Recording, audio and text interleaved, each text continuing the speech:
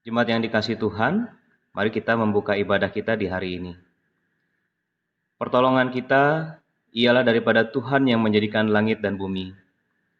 Kasih karunia, rahmat dan damai sejahtera dari Allah Bapa kita dan dari Tuhan kita Yesus Kristus menyertai sidang jemaat sekalian.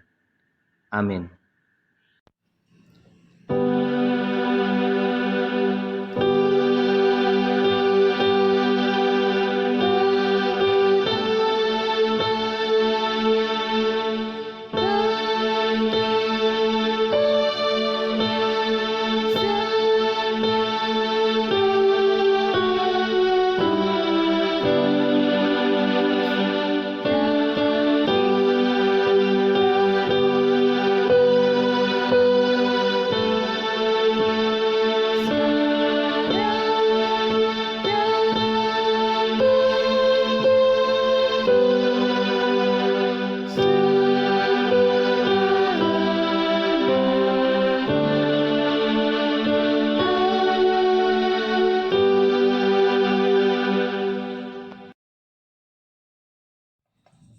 Firman Tuhan sebagai nas pembimbing kita pada ibadah Minggu Advent yang pertama ini terambil dari Habakuk pasal yang ketiga ayat 17 sampai 18.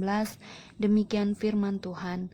Sekalipun pohon ara tidak berbunga, pohon anggur tidak berbuah, hasil pohon zaitun mengecewakan, sekalipun ladang-ladang tidak menghasilkan bahan makanan, kambing domba terhalau dari kurungan, dan tidak ada lembu sapi dalam kandang. Namun aku akan bersorak-sorak di hadapan Tuhan, beria-ria di dalam Allah yang menyelamatkan aku. Demikianlah nas pembimbing kita pada hari ini. Langit dan bumi akan lenyap, tapi ada satu yang pasti, yaitu Yesus yang memperkatakan janjinya bagi kau dan saya. Ya dan amin. Pasti digenapi di dalam hidup kita.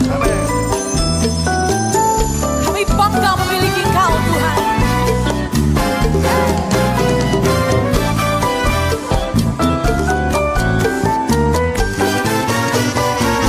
Biar bumi akan berlalu, biar bulan tak bercahaya lagi, biar langit akan bergoncang, matahari tak bersinar lagi, tetapi Tuhan Yesus tak pernah ingkar janji. Semua yang dikatakan difirmankannya pasti akan digenapi. Nyanyi lagi sama-sama.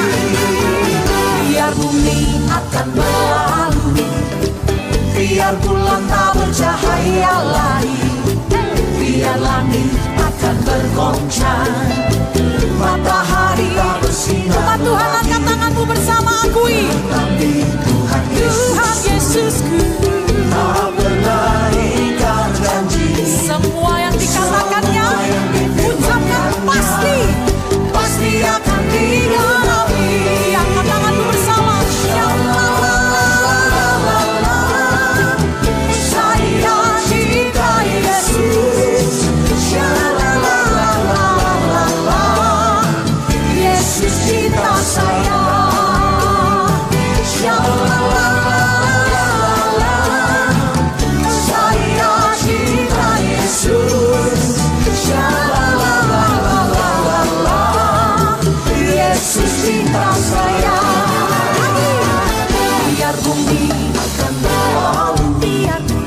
Biar bulan tak bercahaya lagi, biar langit akan bergoncang, matahari tak bersinar lagi. Tinggi-tinggi angkat tanganmu. Tetapi Tuhan Yesusku tak pernah ingkar janji. Amin. Semua yang difirmankan pasti akan digenapi.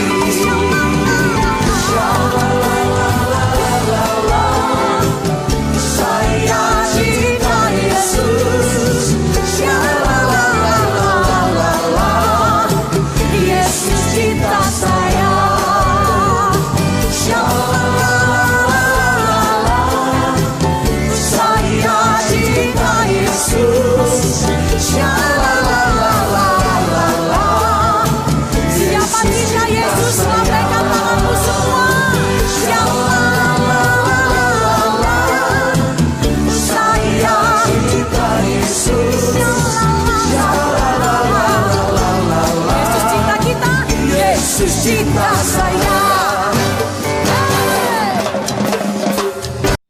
Jemaat yang dikasihi Tuhan, hukum Tuhan bagi kita terambil dari 1 Petrus pasalnya yang ke-5 ayat 6-8.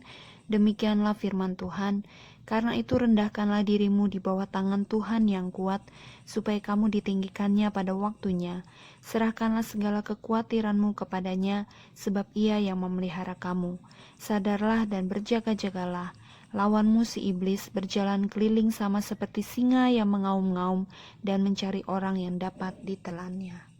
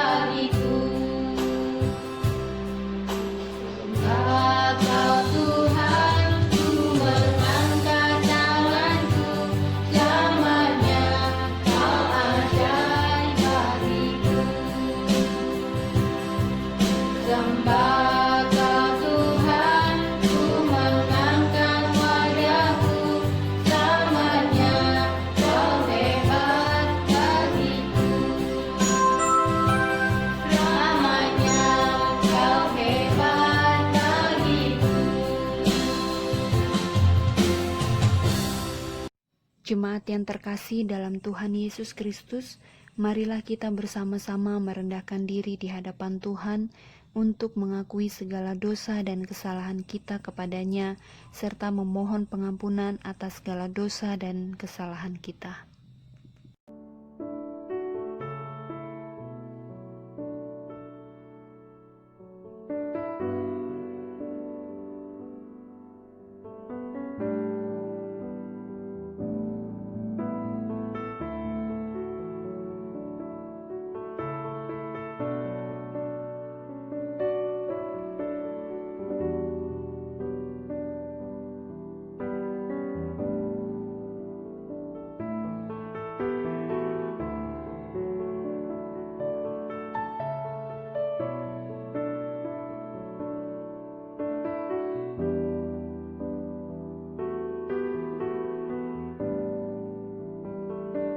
Ya Tuhan, kami datang merendahkan diri di hadapan Tuhan. Kami telah mengakui segala dosa dan juga kesalahan kami di hadapan Tuhan. Tidak ada yang tersembunyi di hadapan-Mu Tuhan. Oleh karenanya kami membuka seluruh kehidupan kami di hadapan Tuhan, dan kami memohon ampunan yang datangnya daripada Tuhan Yesus. Terima kasih Tuhan. Dalam nama Tuhan Yesus kami berdoa. Amin. Jemaat Tuhan, bagi kita yang telah mengakui dosa kita dan memohon pengampunan darinya, inilah berita anugerah dari Tuhan yang dinyatakan dalam 1 Petrus pasal 1 ayat 18-19. Demikian firman Tuhan, sebab kamu tahu bahwa kamu telah ditebus dari cara hidupmu yang sia-sia, yang kamu warisi dari nenek moyangmu. Itu bukan dengan barang yang fana, bukan pula dengan perak atau emas, melainkan dengan darah yang mahal, yaitu darah Kristus yang sama seperti darah anak domba yang tak bernoda dan tak bercacat. Berdasarkan firman Tuhan ini, maka kami memberitakan bahwa pengampunan dosa telah berlaku bagi kita dalam nama Bapa dan Anak dan Roh Kudus. Syukur kepada Allah. Karena Tuhan telah mendamaikan kita dengan dirinya, marilah kita pun saling mengampuni satu dengan yang lain. Mari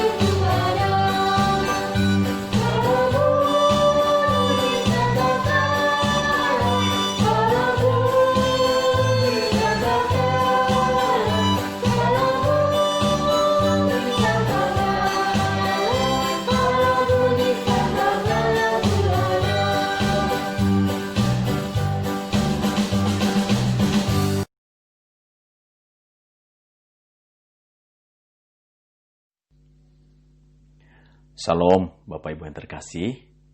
Apa kabar? Ya semuanya harapannya baik-baik, sehat-sehat di dalam pemeliharaan Tuhan. Sebelum kita akan membaca merenungkan firman Tuhan, terlebih dahulu kita mohon pimpinan Roh Kudus dalam doa. Kita berdoa. Bapa di surga, kami bersyukur untuk kebaikan-Mu memelihara kehidupan kami sampai pada saat ini. Terima kasih Engkau mencukupkan kebutuhan-kebutuhan kami, menjaga kami sedemikian rupa. Bahkan Engkau mencukupkan kebutuhan rohani kami. Hari ini dalam ibadah ini kami mohon pertolongan daripada Roh Kudus, menyertai setiap kami, membuka hati kami, membuka pikiran kami, sehingga kami bisa memahami akan kebenaran firman. Bahkan lebih daripada itu kami boleh menghidupi dalam kehidupan hari-hari. Bapa di surga, berbicaralah kepada kami mau dengar dan kami mau melakukan dalam kehidupan sehari-hari. Dalam Kristus Yesus kami berdoa. Amin. Firman Tuhan pada hari ini dasarkan pada Markus 13 ayat 24 sampai 37. Demikian firman Tuhan. Tetapi pada masa itu sesudah siksaan itu matahari akan menjadi gelap dan bulan tidak bercahaya. Dan bintang-bintang akan berjatuhan dari langit dan kuasa-kuasa langit akan berguncang. Pada waktu itu orang akan melihat Anak Manusia datang dalam awan-awan dengan segala kekuasaan dan kemuliaannya. Dan pada waktu itu pun ia akan menyuruh keluar malaikat-malaikatnya dan akan mengumpulkan orang-orang pilihannya dari keempat penjuru bumi, dari ujung bumi sampai ke ujung langit. Tariklah pelajaran dari perumpamaan tentang pohon ara. Apabila ranting-rantingnya melembut dan mulai bertunas, kamu tahu bahwa musim panas sudah dekat. Demikian juga jika kamu lihat hal-hal itu terjadi, ketahuilah bahwa waktunya sudah dekat, sudah di ambang pintu. Aku berkata kepadamu, sesungguhnya angkatan ini tidak akan berlalu sebelum semuanya itu berlalu. Langit dan bumi akan berlalu, tapi perkataanku tidak akan berlalu. Tetapi tentang hari atau saat itu tidak seorang pun yang tahu. Malaikat-malaikat di sorga tidak, dan anak pun tidak, hanya Bapa saja. Hati-hatilah dan berjaga-jagalah, sebab kamu tidak tahu bila manakah waktunya tiba. Dan halnya sama seperti seorang yang berpergian yang meninggalkan rumahnya dan menyerahkan tanggung jawab kepada hamba-hambanya, masing-masing dengan tugasnya, dan memerintahkan penunggu pintu supaya berjaga-jaga. Karena itu berjaga-jagalah, sebab kamu tidak tahu bila manakah tuan rumah itu pulang, menjelang malam, atau tengah malam, atau larut malam, atau pagi-pagi buta, supaya kamu lalu ia tiba-tiba datang. Jangan kamu didapatinya sedang tidur. Apa yang kukatakan kepada kamu, kukatakan kepada semua orang, berjaga-jagalah. Demikianlah firman Tuhan. Tema khotbah pada hari ini adalah Kristus akan datang kembali, berjaga-jagalah. Bapak Ibu yang terkasih mungkin pernah mendengar istilah membunuh waktu. Nah, biasanya membunuh waktu itu adalah melakukan sesuatu yang tanda kutip tidak terlalu berguna sebenarnya. Tapi daripada membosankan, ya udah dilakukan. Contoh misalnya, mohon maaf ya kepada ibu-ibu, misalnya kalau ibu-ibu sedang berbelanja, lagi pergi ke mall misalnya. Nah, kalau misalnya didampingin oleh bapak-bapak, biasanya apa yang dilakukan oleh para bapak? Ya mungkin 1-2 toko masih dampingi tuh. Tapi kalau udah 5 toko, udah 10 toko masih dampingi enggak? Enggak, udah pegel. Bosan juga mungkin. Lalu apa yang dilakukan? Yang dilakukan adalah main HP. Buka-buka Facebook, buka YouTube, buka WhatsApp. Ya pokoknya menghabiskan waktu saja. Sekalipun mungkin sedikit agak bosan, agak kesel, tapi ya udahlah demi istri. Dilakukan seperti itu. Nah, itu yang disebut dengan membunuh waktu. Jadi melakukan hal-hal yang tidak berguna. Supaya jangan sampai kemudian membosankan. Nah, saat ini kita berada dalam waktu-waktu yang mungkin bagi banyak orang agak membosankan. Kenapa? Karena dikatakan bahwa nanti akan ada waktu di mana Tuhan yang kedua kali. Tapi dari sejak zaman dahulu itu ditunggu-tunggu. Kapan ia datang kedua kali? Dari sejak murid-murid atau gereja mula-mula menantikan kapan kedatangannya yang kedua kali. Ya, dari sejak gereja mula-mula menantikan kapan kedatangannya yang kedua kali. Tapi sekali lagi, sekalipun kita tidak tahu kapan waktunya itu, biarlah kita pergunakan waktu-waktu yang ada. Jangan membunuh waktu. Tapi mari kita pergunakan waktu-waktu yang ada dalam kehidupan iman kita kepada Tuhan. Nah, apa yang bisa kita lakukan? Apa yang kita bisa kerjakan dalam masa-masa seperti ini? Yang pertama adalah, yang dapat kita kerjakan, kita tetap teguh dalam iman kita kepada Kristus. sekalipun saat ini kita diperhadapkan dengan berbagai penderitaan. Itu yang pertama saya pikir. Tetap teguh dalam iman kepada Kristus di tengah-tengah berbagai penderitaan. Nah Bapak Ibu, saat ini tentu semua kita mengalami penderitaan sebagai akibat dari corona ini. Ada yang kehilangan pekerjaan, ada yang kemudian gajinya dipotong 50%, 25%, atau juga ada usahanya yang tutup. Ada banyak pergumulan. Belum lagi kalau misalnya ada di antara kita atau anggota keluarga kita yang mengalami sakit penyakit. Dan sakit penyakitnya cukup menakutkan, misalnya terkena virus COVID-19. Tentu itu menjadi kesulitan tersendiri. Nah, pergumulan-pergumulan seperti itu Bapak Ibu saya pikir itu masih pergumulan-pergumulan biasa. Saya tidak bermaksud untuk mengecilkan pergumulan kita, tidak sama sekali. Kenapa saya katakan demikian pergumulan biasa? Karena kalau memperhatikan ayat 24-25 ada satu pergumulan yang jauh lebih besar. Firman Tuhan katakan, tetapi pada masa itu sesudah siksaan itu matahari akan menjadi gelap dan bulan tidak bercahaya dan bintang-bintang akan berjatuhan dari langit. Apa yang terjadi? Yang pertama yang terjadi bahwa umat percaya itu akan mengalami siksaan. Umat percaya itu akan mengalami penderitaan yang begitu hebat, saya pikir. Akan mengalami kesulitan yang luar biasa. Dari mana datangnya? Kemungkinan besar dari pihak lain, dari orang-orang lain. Orang-orang yang kemudian memperlakukan orang-orang percaya dengan cara yang kasar. Bisa kemudian menyiksanya, memukul, mengusir, bahkan bisa kemudian membunuh. Nah ini saya pikir pergumulan jauh lebih berat dibandingkan apa yang kita alami saat ini. Bukan hanya datang dari orang-orang yang kemudian memperlakukan orang percaya dengan tidak baik, tapi juga pergumulan kita alami dari alam. Apa yang terjadi dengan alam? Firman Tuhan katakan matahari menjadi gelap. Nah bayangkan bagaimana mungkin matahari yang terang benderang itu, yang panas luar biasa, sekarang menjadi gelap.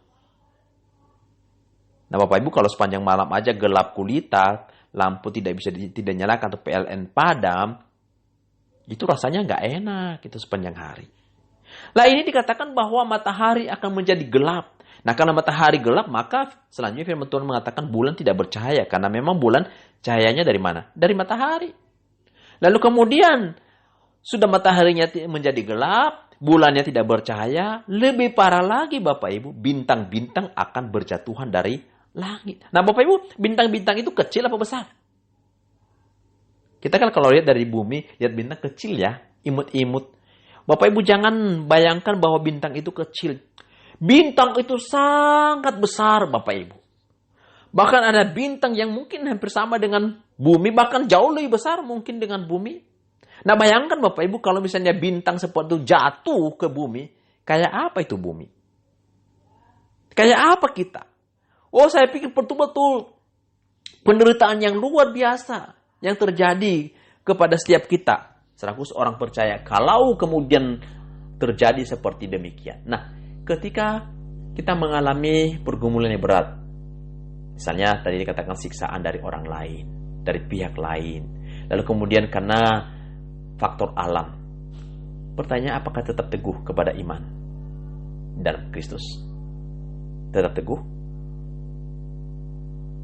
Atau justru mulai mempertanyakan di mana Allah? Allah berkuasa, tapi kenapa ia tidak melepaskan kami dari siksaan ini? Allah itu maha kuasa, lalu kenapa kami dibiarkan mengalami pergumulan ini?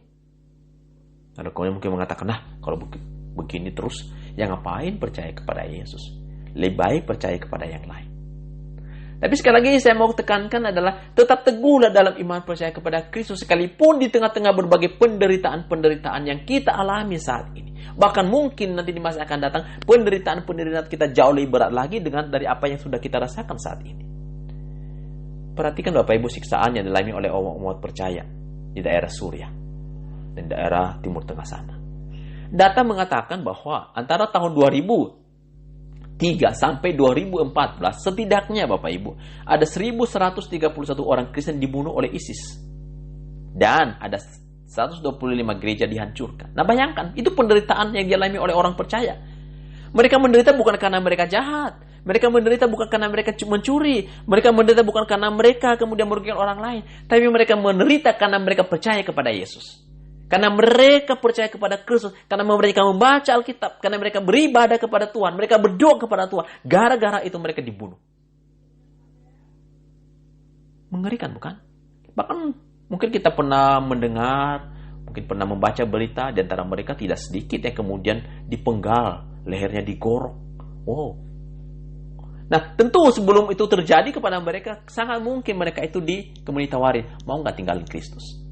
Mau nggak meninggalkan Yesus? Kalau engkau meninggalkan Yesus, engkau tidak akan dibunuh. Kalau engkau meninggalkan Yesus, engkau tidak akan disiksa. Kalau engkau meninggalkan Yesus, engkau tidak diperlukan dengan kasar.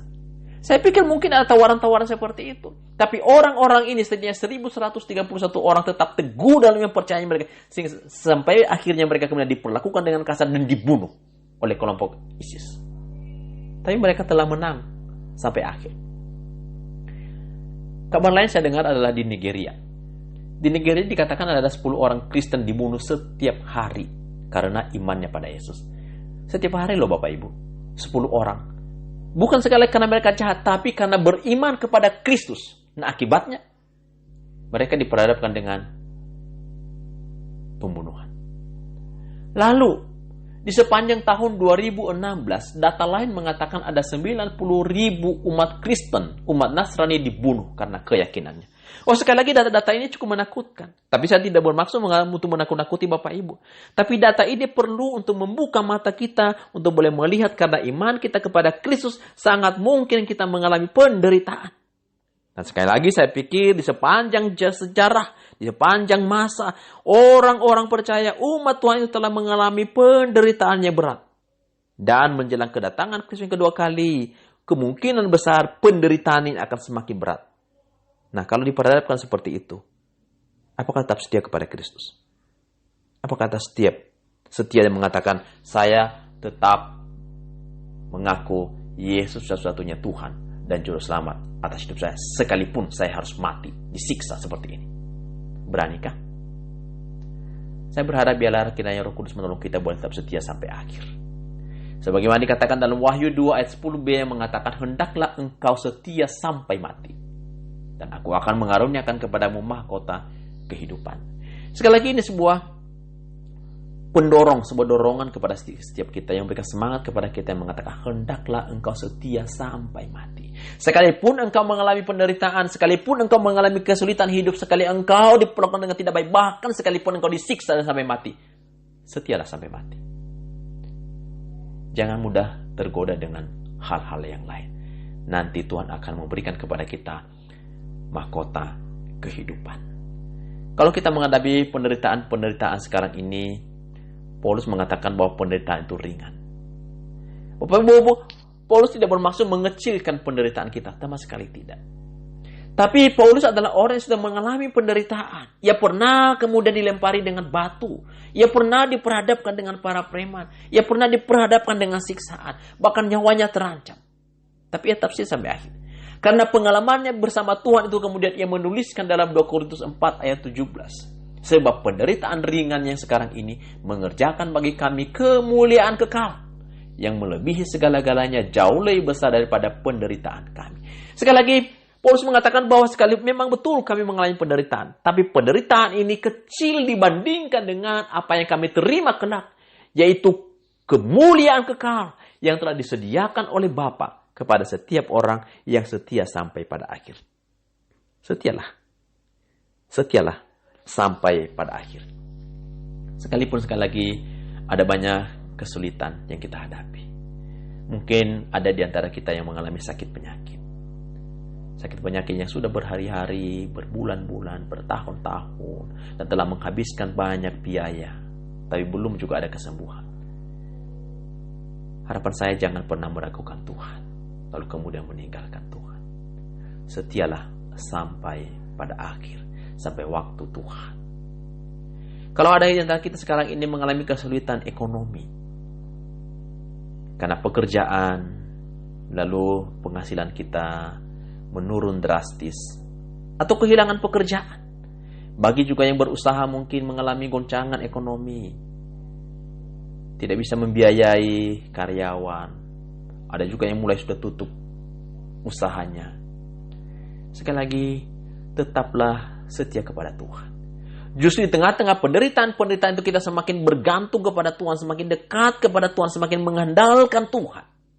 Bukan mengandalkan logika kita, bukan mengandalkan kekuatan kita, bukan mengandalkan kekayaan kita, bukan mengandalkan pengalaman kita, tapi kita andalkan Tuhan yang berkuasa pada saat ini sampai selama-lamanya. Hal yang kedua, dalam menantikan masa-masa kedatangan Tuhan yang kedua kali. Hal yang kedua, Bapak Ibu, biarlah kita tetap fokus pada tujuan hidup kita. Fokus kepada tujuan hidup kita. Sekalipun di tengah-tengah dunia ini ada banyak godaan yang membuat kita kemudian jatuh ke dalam dosa, yang membuat kemudian kita meninggalkan Tuhan. Tapi kita fokus kepada tujuan hidup kita ketika Tuhan tempatkan kita di tengah-tengah dunia ini. Saya baca ayat 32 yang mengatakan, tetapi tentang hari atau saat itu tidak ada seorang pun yang tahu. Malaikat-malaikat di sorga tidak, dan anak pun tidak, hanya Bapa saja. Pada bagian ini menegaskan bahwa waktu atau hari kedatangan Tuhan Yesus yang kedua kali itu tidak ada orang yang tahu siapapun. Bahkan makhluk-makhluk surgawi seperti malaikat-malaikat pun tidak tahu. Bahwa Yesus sendiri pun tidak tahu sebagai manusia. Kenapa? Karena Ia sudah mengosongkan dirinya. Ia sudah membatasi dirinya. Yang tahu cuma satu, yaitu siapa? Bapa saja. Nah, Bapak Ibu, kalau misalnya ada orang-orang kemudian mendebak-nebak, menghitung-hitung, meramal kapan kedatangan Tuhan Yesus kedua kali, dipercaya atau tidak, Bapak Ibu? Gimana? Ya jangan dipercaya. Pasti apa yang mereka ramalkan, yang mereka hitung itu bohong besar. Beberapa tahun belakangan ini ada begitu banyak orang yang menghitung-hitung kedatangan Tuhan Yesus yang kedua kali. Semuanya tidak terbukti, tidak tergenapi, semuanya kebohongan. Jadi sekali lagi, kalau ada orang mengatakan, ya nanti ya, pada tanggal 1 Desember tahun 2030, Tuhan Yesus datang kedua kali. Percaya atau tidak? Yakin tidak percaya? Sekalipun yang mengatakan itu berdasarkan Alkitab, berdasarkan kitab Daniel, berdasarkan kitab Matius, berdasarkan Wahyu, maka sekian, tanggal sekian ia akan datang. Percaya? Harapan saya jangan percaya. Itu semua bohong. Karena sekali lagi firman Tuhan mengatakan tidak ada seorang pun yang tahu. Malaikat-malaikat di surga pun tidak tahu. Dan anak pun tidak tahu. Hanya Bapa saja yang mengetahui waktu itu. Sehingga karena kita itu artinya anggap saja bahwa waktu itu bisa datang besok. Atau juga bisa datang 1000 tahun lagi. Atau bisa datang kapan saja. Kita nggak tahu. Nah, karena waktu itu mungkin pendek atau mungkin panjang, maka mari kita mengisi waktu-waktu yang ada itu dengan fokus kepada tujuan hidup kita. Untuk mengerjakan sesuatu yang baik, yang berkenan kepada Tuhan. Nah, untuk menjelaskan itu, bagian ini mengambil sebuah contoh. Ayat 34 mengatakan begini. Dan halnya sama seperti seorang yang bepergian, yang meninggalkan rumahnya dan menyerahkan tanggung jawab kepada hamba-hambanya, masing-masing dengan tugasnya, dan memerintahkan penunggu pintu supaya berjaga-jaga. Jadi pada bagian ini dicontohkan dengan seorang yang bepergian. Ya, kemungkinan besar orang ini adalah orang yang cukup berada. Ia punya rumah yang mungkin agak besar, lalu ia punya kebun yang luas, sampai kemudian firman Tuhan mencatat pada bagian ini ada penunggu pintu. Berarti ada yang menjaga. Mungkin menjaga rumahnya, sedemikian rupa, atau juga ada orang yang menjaga kebunnya. Nah, si tuan yang punya rumah dan tanah yang luas ini, kemudian ia bepergian, mungkin keluar kota. Lalu ia ngomong kepada pekerja-pekerjanya di rumah, yang menjaga rumahnya, yang merawat rumahnya, dan juga yang bekerja di kebunnya. Ia mengatakan kepada mereka, kalian kerjakan ya, kamu security, jaga rumah, jangan sampai ada maling masuk ke rumah. Jaga baik-baik ya. Lalu juga yang mengatakan kepada orang yang merawat rumahnya, ini rumah tolong dijaga sedemikian rupa. Tolong disapu setiap hari, tolong dipel setiap hari, sampah-sampah jangan berserakan. Kalau waktunya nanti saya belum pulang, lalu kemudian cat rumah ini sudah mulai kusam, silahkan kemudian boleh dicat, dijaga sedemikian rupa. Sampai kemudian ketika saya pulang, saya mendapatkan semuanya baik, semuanya bersih. Lalu juga mungkin dia berkata kepada tukang kebunnya, yang mengatakan, itu kebun, itu saya punya kebun anggur yang begitu luas, itu ada kebun di sana, kebun di sini, kepada kalian semua tolong rawat kebun saya. Apa yang sudah ditanam, tolong kemudian dibersihkan sedemikian rupa supaya bisa berbuah dengan baik. Buahnya tolong dipetik, dirawat sedemikian rupa. Dan juga kalau misalnya ada hama dan segala macam, tolong kemudian diberikan obat hama. Nah, lalu kemudian tuan itu pergi. Bapak Ibu, tuan itu pergi dan para pekerja itu tidak tahu kapan tuan itu akan pulang. Firman Tuhan tadi katakan mungkin Tuhan itu pulang 1 hari lagi, 2 hari lagi, atau 1 minggu lagi, 1 bulan lagi, atau 1 tahun lagi. Nggak ada yang tahu. Ia mungkin datang pada siang hari, pada sore hari, tengah hari, pada pagi-pagi banget. Nggak ada yang tahu. Nah, karena nggak ada yang tahu, boleh nggak misalnya satpam mengatakan, kayak mungkin nantilah Tuhan itu kira-kira sih ya, kalau lihat dari kebiasaannya, Tuhan itu baru pulang nanti kira-kira 6 bulan lagi. Nah, sekarang saya mau santai-santai dulu lah. Udah rumah ditinggalin aja. Saya mau pergi, mau cari, mau mancing, mau ninggalin rumah. Biarin aja, nanti aja. Kalau menjelang kepulangannya baru saya jaga lagi rumah. Boleh nggak begitu? Oh nggak boleh. Tiba-tiba ada maling, kita nggak tahu. Atau langsung tiba-tiba besoknya tuannya pulang. Dia lagi asik mancing. Nah, apa jadinya? Oh saya pikir tuan itu pasti akan marah besar. Demikian juga orang yang merawat rumah. Apakah mereka kata, nanti aja disapunya. Kan tuannya pulangnya masih lama. Tuan kan rata-rata pulangnya paling tidak 3 bulan. Kadang juga 6 bulan. Bahkan mungkin juga 1 tahun lagi baru dia pulang. Oh nanti aja kita kemudian rawat rumah ini. Nanti aja disapu. Nanti aja dipel. Udah biarin aja sedikit berdebu lah. Kita masih santai-santai. Kita main Facebookan. Kita main-main misalnya TikTok. Boleh nggak begitu? Enggak. Mereka harus merawat rumah itu setiap hari. Mereka harus menyapu, mengepel, membersihkan segala sesuatu. Demikian juga tukang kebun. Mereka harus setiap hari, tidak boleh bersantai-santai. Harus merawat kebun yang ada sampai kemudian bisa menghasilkan. Sehingga nanti ketika tuan itu pulang, baik kepada penjaga pintu, orang yang menjaga rumah, yang memelihara rumah, yang merawat rumah, orang yang kemudian memelihara tanaman di kebun. Tuhan itu berkata, hai hambaku yang baik dan setia. Nah, contoh seperti ini diberikan kepada kita untuk menantikan kedatangan Tuhan yang kedua kali. Kita nggak tahu kapan dia datang. Tapi waktu-waktu yang ada jangan untuk berleha-leha lalu kemudian menikmati hidup. Berfoya-foya, bebas-bebas ria. Nggak bisa. Sekali lagi tujuan hidup kita dalam masa-masa sampai kedatangan Tuhan yang kedua kali dan memuliakan dia, menikmati dia. Itu dikatakan dalam katekismus singkat Westminster.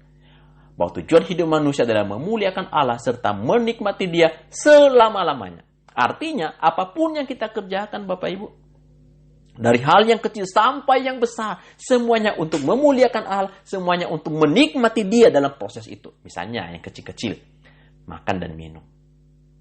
Jangan dipikir makan dan minum yang penting tidak lapar, kan jadi kenyang, jadi sehat. Bukan, ada tujuan yang besar, kita memuliakan Allah ketika kita makan dan minum. Yang bekerja. Apa yang sekedar supaya bisa mendapatkan uang gaji dari pekerjaan? Bukan. Kita bekerja untuk memuliakan Allah melalui pekerjaan itu. Dan kita menikmati Allah, menikmati pertolongannya, menikmati kehadirannya dalam pekerjaan kita. Bagi yang berkeluarga. Apa sih tujuan berkeluarga? Supaya punya anak? Bukan. Tujuan hidup kita bukan sekedar punya anak, tapi tujuan hidup kita adalah kita mau memuliakan Allah dalam keluarga kita. Kita mau menikmati Allah dalam keluarga kita. Itu tujuannya. Sehingga hari demi hari kita kemudian kelola apa yang Tuhan percayakan kepada kita. Jangan bersantai-santai, jangan berleha-leha. Lakukanlah apa yang menjadi bagian kita setiap hari. Setiap kita tentu dipercayakan karunia rohani. Ada karunia untuk memimpin, karunia untuk melayani, karunia untuk berbagi, karunia musik, dan karunia lain. Pergunakanlah karunia itu sampai pada akhirnya. Pergunakanlah. Ada keahlian yang Tuhan berikan kepada kita. Keahlian sebagai montir. Keahlian kita untuk memperbaiki rumah. Memperbaiki komputer. Keahlian misalnya untuk beternak. Perikanan. Kebun. Kerjakanlah. Tujuannya apa? Memuliakan Allah. Dan nikmatilah Allah. Dalam pekerjaan kita, pekerjaan-pekerjaan di rumah, pekerjaan di kantor, pekerjaan di perusahaan, kerjakanlah untuk memuliakan Allah. Bukan yang lain. Bukan sekedar untuk mendapatkan gaji. Demikian juga kalau dipercayakan jabatan kita. Apakah kita memimpin orang, memimpin sebuah perusahaan. Kerjakanlah. Tujuannya apa? Memuliakan Allah. Demikian juga untuk keluarga Tuhan percayakan kepada kita. Bimbinglah, jagalah, rawatlah keluarga itu dengan baik. Tujuan akhirnya memuliakan Dia. Bahkan pelayan Tuhan percayakan kepada kita. Ada begitu banyak pelayanan. Tujuannya apa? Untuk menunjukkan, untuk pamer? Bukan. Pelayanan Tuhan percayakan kepada kita supaya kita memuliakan Dia melalui pelayanan itu dan kita menikmati kehadirannya, menikmati pertolongannya. Ketika masa-masa sulit Tuhan izinkan, kita merasakan di sana ada Tuhan hadir. Sekali lagi, kita tidak tahu kapan Ia datang yang kedua kali. Tapi mari kita fokus pada tujuan hidup kita, yaitu memuliakan Dia sampai pada akhirnya. Sehingga Ia berkata kepada kita, "Hai hambaku yang baik dan setia." Sekali lagi Bapak Ibu terkasih, menjelang kedatangan Tuhan yang kedua kali, biarlah kira setiap kita tetap teguh dalam iman kepada Kristus sekalipun kita diperhadapkan dengan berbagai penderitaan. Dan kita tetap kemudian fokus dengan tujuan hidup kita. Jangan mudah tergoda dengan berbagai hal yang ditawarkan oleh dunia ini untuk hidup dalam dosa. Tapi fokuslah untuk memuliakan Allah dan menikmati Allah di sepanjang hidup kita. Amin. Mari kita berdoa. Bapa di surga, kami bersyukur kepada Tuhan pada hari ini boleh belajar kembali dari kebenaran firman-Mu. Biarlah apa yang disampaikan pada hari ini boleh sungguh-sungguh tertanam dalam hati setiap kami. Sungguh-sungguh mengakar dan boleh menghasilkan buah. Kami tetap teguh dalam iman percaya kepada Tuhan sampai pada akhirnya. Dan kami boleh tetap fokus pada tujuan hidup kami, yaitu memuliakan Engkau dan menikmati Engkau seumur hidup kami. Terima kasih Tuhan. Inilah doa kami dalam nama anak-Mu Yesus Kristus. Amin.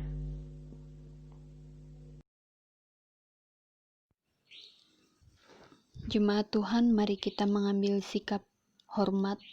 Kita berdiri, kita mengakui iman percaya kita bersama dengan gereja dari segala abad dan tempat dengan berkata, "Aku percaya kepada Allah, Bapa yang Maha Kuasa, Khalik langit dan bumi, dan kepada Yesus Kristus anaknya yang tunggal Tuhan kita, yang dikandung dari Roh Kudus, lahir dari anak darah Maria, yang menderita di bawah pemerintahan Pontius Pilatus, disalibkan, mati dan dikuburkan, turun ke dalam kerajaan maut, pada hari yang ketiga, bangkit pula dari antara orang mati, naik ke surga, duduk di sebelah kanan Allah, Bapa yang Maha Kuasa, dan akan datang dari sana untuk menghakimi orang yang hidup dan yang mati.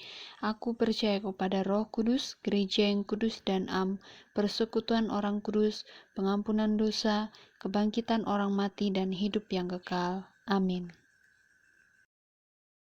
Jemaat yang terkasih, marilah kita memberikan persembahan kita kepada Tuhan sebagai ungkapan rasa syukur kita atas segala berkat yang telah Tuhan nyatakan dalam kehidupan kita, dengan mengingat firman Tuhan yang mengatakan, "Janganlah kamu menjadi hamba uang, dan cukupkanlah dirimu dengan apa yang ada padamu.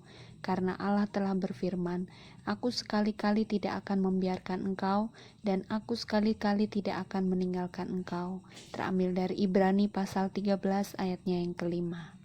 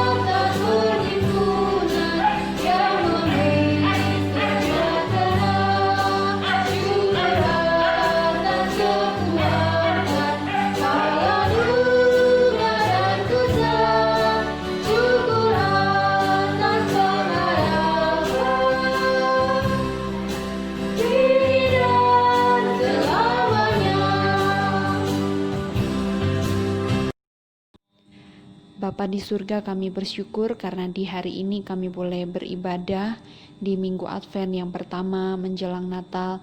Kami bersyukur ya Tuhan, dan kami berterima kasih untuk firman Tuhan yang boleh kami dengarkan di hari ini melalui hamba-Mu yang telah menjadi saluran berkat bagi kami. Dan kami telah memberikan persembahan. Kiranya Tuhan Yesus, Engkau memberkati persembahan kami ini berguna bagi pekerjaan Tuhan melalui gereja kami, dan kami berdoa biarlah kami boleh memberikan persembahan ini dengan penuh rasa syukur, dan semuanya itu untuk hormat kemuliaan bagi nama Tuhan, dan menyerahkan seluruh kehidupan kami dan seluruh keberadaan kami hanya ke dalam tangan Tuhan. Kerinduan kami, seluruh hidup kami boleh kami persembahkan untuk hormat dan juga kemuliaan bagi nama Tuhan sebagai persembahan yang hidup yang berkenan di hadapan Tuhan. Dalam nama Tuhan Yesus, kami sudah berdoa dan bersyukur. Amin.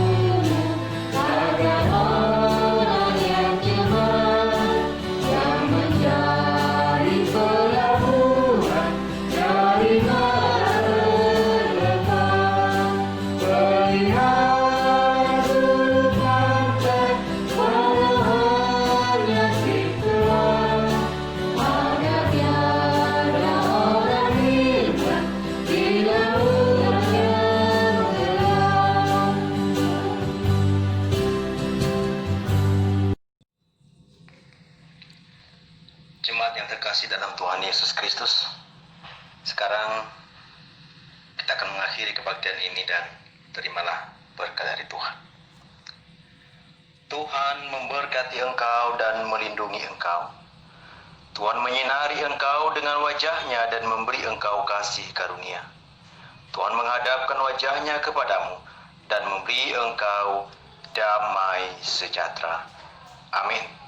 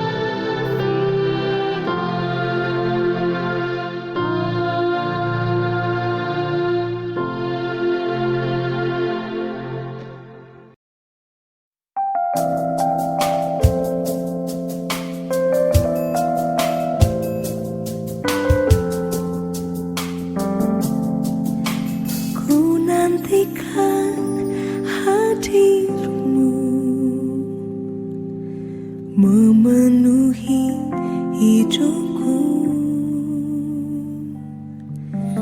Ku berikan hatiku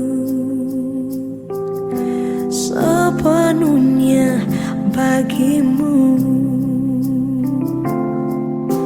Kau yang sanggup pulihkan segenap hidupku, hapus air mataku.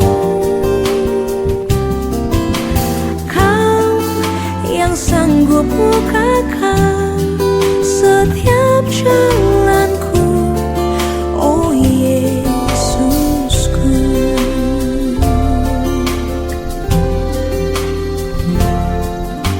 Ku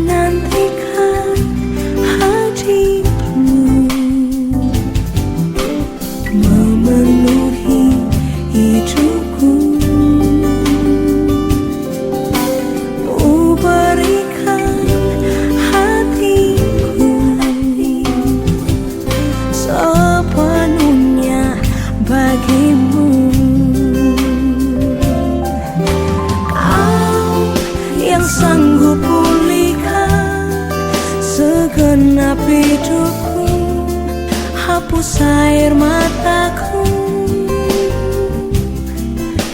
Kau yang sanggup bukakan setiap jalanku, oh Yesusku.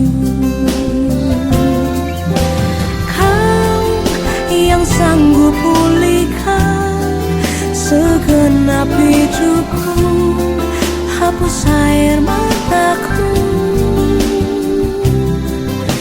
Kau yang sanggup bukakan setiap jalan